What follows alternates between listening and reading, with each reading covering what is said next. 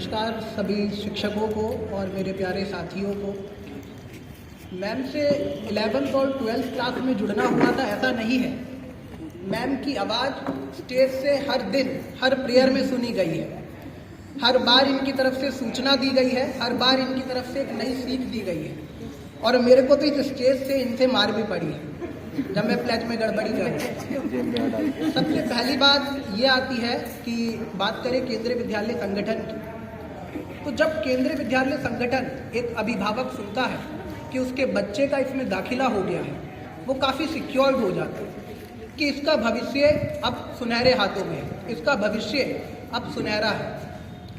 8वीं क्लास में मैं इस स्कूल में आया और फिर तमाम शिक्षक, पीताम्बरी पाल मैम हो, आभा मिश्रा मैम हो, मनमोहन सर अभी बैठे थे और अजय सर मैथ्स के थे। उसके बाद 11th में जब मैंने कॉमर्स चुनी तो फाइनली मेरा मैम से सामना हो गया जिनसे मैं हमेशा बचता आया था। एक काफ़ी डर मैम के प्रति था क्योंकि ये स्टेज से एक क्लैरिफिकेशन में और बहुत ही एक आप कह सकते हो उसको आक्रामक शब्द गलत होगा, लेकिन ये ऐसे बोलती थी कि बच्चे के दिमाग में बैठ जाती थी।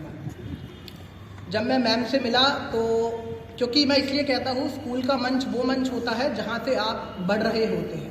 अगर स्कूल में आप नहीं खुलते तो उसके बाद फिर खुलना बहुत ज़्यादा मुश्किल हो जाता है। ये हमारी ज़िंदगी का पहला मंच होता है, एक शिक्षक के तौर पे, एक बच्चे के तौर पे। और मैम से मैं मिला, उस वक्त मैं काफ़ी शाय था। 11th में पूरा साल ऐसे भी था। आर्यन धर मेरा दोस्त है और आर्यन और मैम हमेशा हमें समझाती थी, धक्का मार के क्लास में बोलती थी कि तुम कहाँ खोए हुए हो, पढ़ो पढ़ो पढ़ो, CBSE तुम्हें पास करने में लगी है, हम लोग तुम्हारे साथ हैं, तुम खूंटा बांध के बैठे हो दोनों, नहीं पढ़ोगे।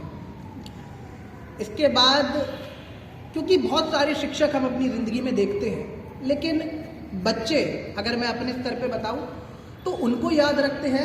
एक इंसान होता है, उसका व्यक्तित्व होता है, वो व्यक्तित्व हमेशा याद रखा जाता है कि अच्छा वो सर काफ़ी ज़्यादा मारते थे, वो काफ़ी ज़्यादा सिखाते थे। लेकिन अनीता मैम की जब भी दिमाग में स्मृतिकरण होता है, जब भी इनके बारे में रिमेम्बरेंस आती है तो एक लर्निंग मोड में ही आती है। इन्होंने हमेशा पीछे से सपोर्ट दिया कि आगे बढ़ो, मैं साथ हूँ।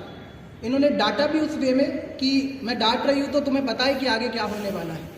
और ये चीज़ इन्होंने मेरे को बोली थी कि तुम अभी बोलते नहीं हो लेकिन एक दिन बोलने का ही तुम काम करोगे। वो चीज़ मेरे को याद आती है अब तक। और मैम से फिर कॉल पे बात होती रहती है, व्हाट्सएप पे बात होती रहती है, इनसे काफ़ी ज़्यादा लर्निंग मिलती है।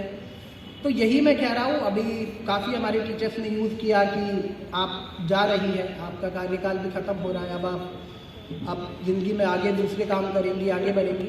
लेकिन एक सोचने वाली बात है कि हमारा कभी भी एक ह्यूमन बीइंग के तौर पे हमारा कार्यकाल या फिर हमारा काम कभी ख़त्म होता ही नहीं, हम दूसरे तमाम कामों में लग जाते हैं। एक शिक्षक, एक जवान, ये कुछ ऐसे पद है जिनका काम निरंतर चलता रहता है। मैम के पास आज कॉल आएंगे, आज भी सिखाएंगी, कल कॉल आएगा, ये कल भी सिखाएंगे। तो ये सफ़र मैम रुका नहीं है आपका, अभी आपको और बच्चे सही करने हैं और अभी ये और लंबा चलेगा।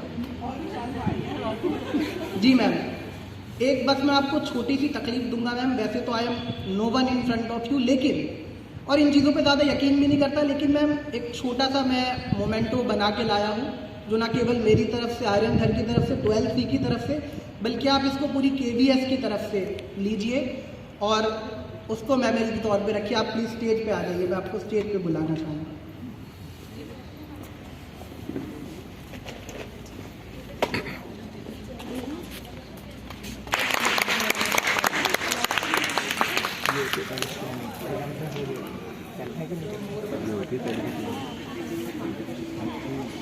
पहले से प्लान सुबह सब लोग